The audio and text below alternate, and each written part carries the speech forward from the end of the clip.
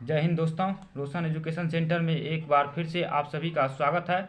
मैं लेकर आया हूं आज तिलका मांझी भागलपुर यूनिवर्सिटी का एग्ज़ाम 2021 पार्ट 1 का एग्ज़ाम जो अभी फ़िलहाल में होने वाला है। Part 1 math honours paper 1 group B modern algebra का ऐसा 4 क्वेश्चन लाया हूं मैं, जो कि निश्चित रूप से पूछे जाएंगे चारों क्वेश्चन। इसलिए यह चारों क्वेश्चन को आप लोगों को ज़रूर से ज़रूर कर लेना चाहिए। 30 तारीख को एग्जाम पेपर 1 का जो होने वाला है उसी में यह क्वेश्चन पूछा जाएगा। पहला क्वेश्चन है to prove A B inverse equal to B inverse A inverse for all A B belongs to G. अगर आप चैनल पर पहली बार आए हैं तो चैनल को सब्सक्राइब बटन दबाकर बेल आइकन को दबाना ना भूलें, जो कि मिलते रहे आपको सारी नोटिफिकेशन एग्जाम से रिलेटेड। दूसरा क्वेश्चन है every cyclic group and abelian group. तीसरा है prove that intersection of any two normal सब group of a group G is also a normal सब ग्रुप। चौथा state and prove Lagrange's theorem. यह चारों क्वेश्चन परीक्षा में निश्चित रूप से पूछे जाएंगे। परीक्षा में ग्रुप बी में जो है उसमें सिर्फ मॉडर्न अलजेब्रा का रहता है, उसमें 4 क्वेश्चन पूछे जाते हैं। 8 नंबर का पूछा जाता है 8 क्वेश्चन, एक क्वेश्चन में 2 क्वेश्चन रहता है। यह 4 क्वेश्चन मैं लाया हूँ और 4 क्वेश्चन अलग पूछा जाएगा। यह चारों क्वेश्चन सुनिश्चित रूप से पूछे ही जाएंगे, इसलिए यह चारों क्वेश्चन को आप लोगों को निश्चित रूप से करके ही एग्जाम में जाना चाहिए। देखिए पहला का मैं सॉल्यूशन करता हूँ। पहला है टू प्रूव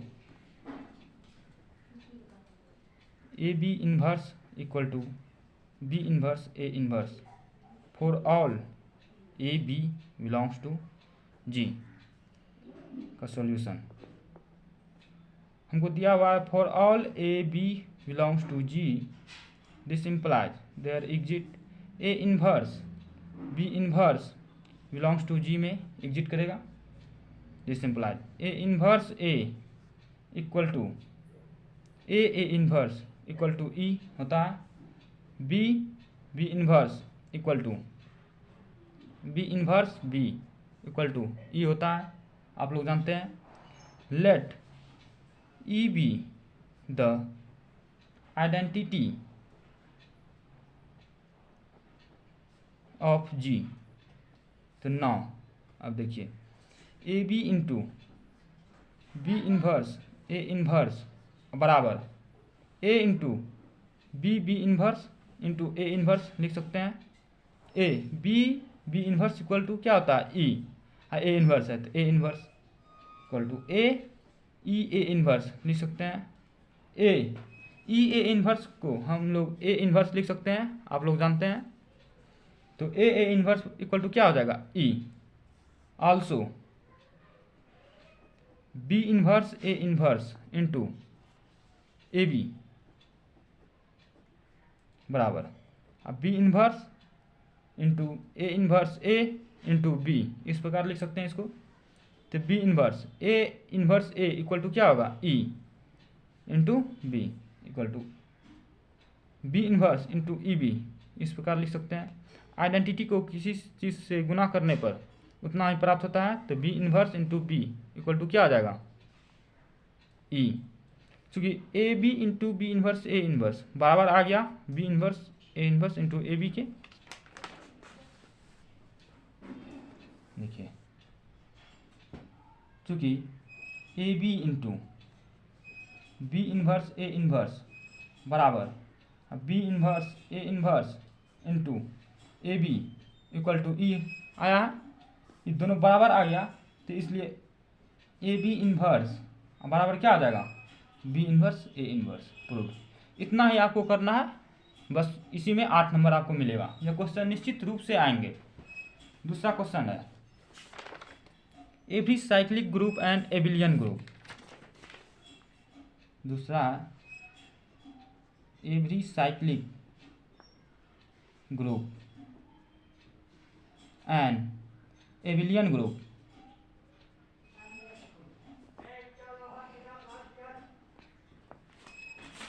देखिए इसका solution. Let G be a cyclic group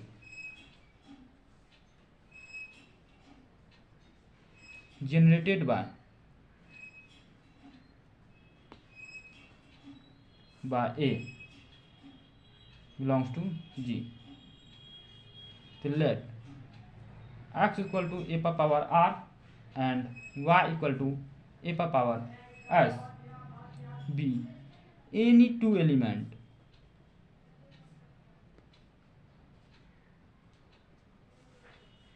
of G for some integers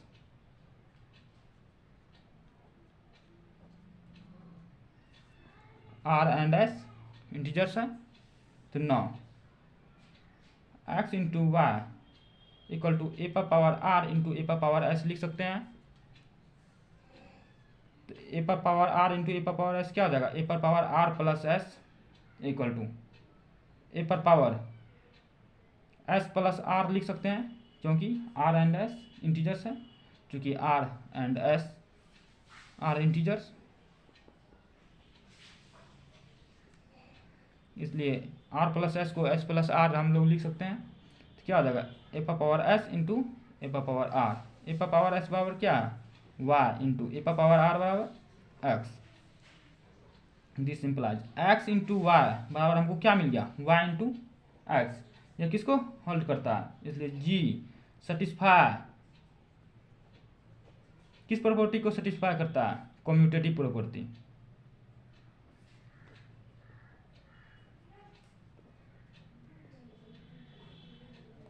अगर जी इस कम्यूटेटिव प्रॉपर्टी को सेटिस्फाई करता है तो वह क्या कहलाता है, एबिलियन ग्रुप। इसलिए जी is an abelian group.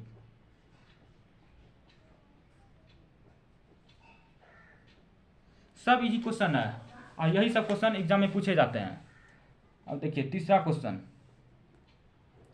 Question है prove that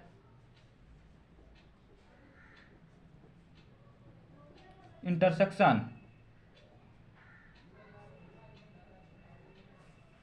of any two normal subgroup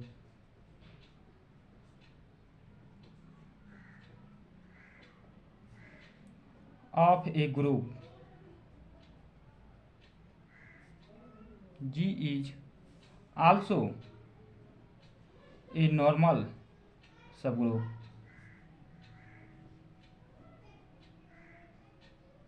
of G। ये हमको प्रूव करना है। तो ये prove let H belongs to A intersection B मान लेते हैं हम, इसलिए H belongs to A and H belongs to B लिख सकते हैं। चूँकि A and B are the normal सब ग्रुप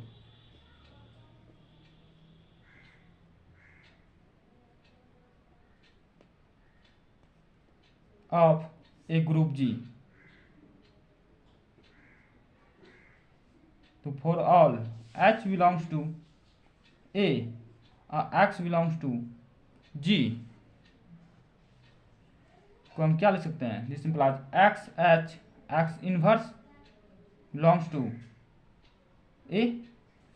उसी प्रकार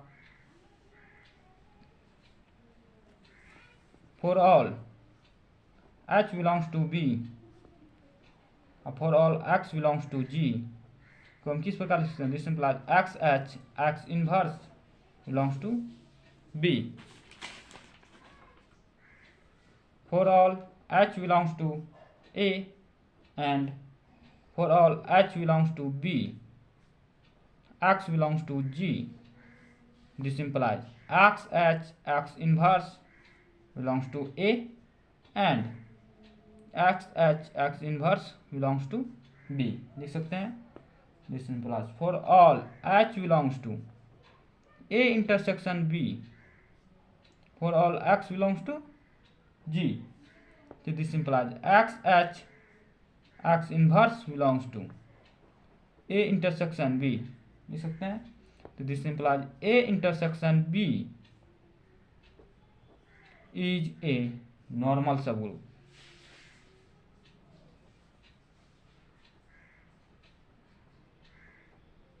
of G।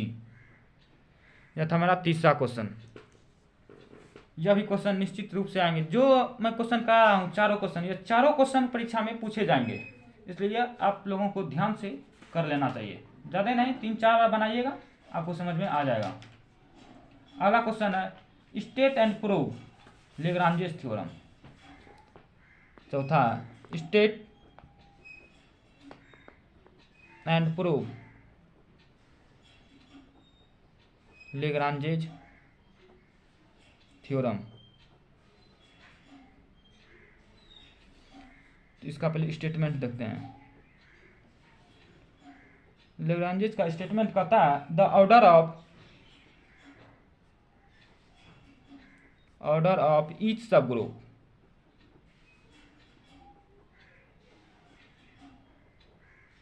the order of each subgroup of a finite group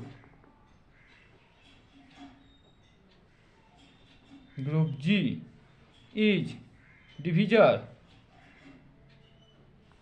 of order of group G।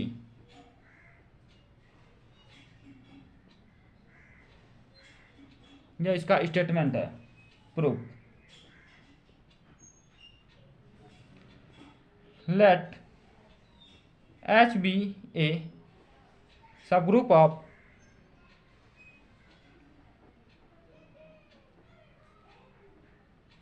a finite group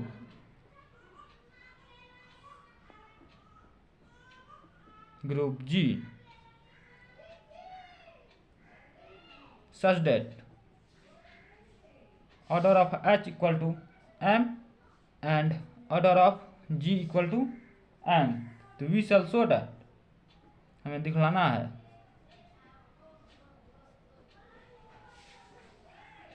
m is divisor of n, that is m by n। यही ना हमको prove करना है। देखिए let h equal to h1 h2 h3 dot dot dot hm for a belongs to G there exist a left coset AH containing m different element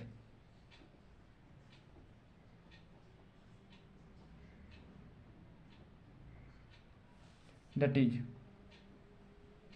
a h equal to ah1 ah2 ah3 dot dot dot ahm हो जाएगा।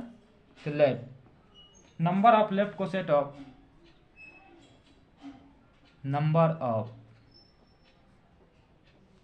Left coset of H is G BK, इसलिए total number of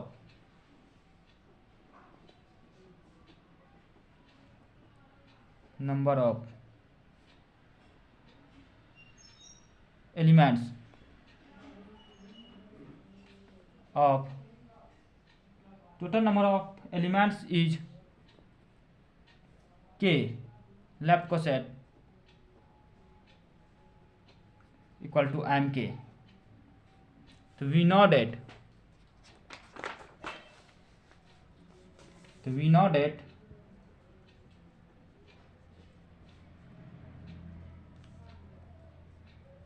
any two left or right cosets of H is G और disjoint और identical होता है और identical, इसलिए order of G equal to क्या आ जाएगा mk, but here order of G equal to क्या माने हैं n, तो हैंस वी हैव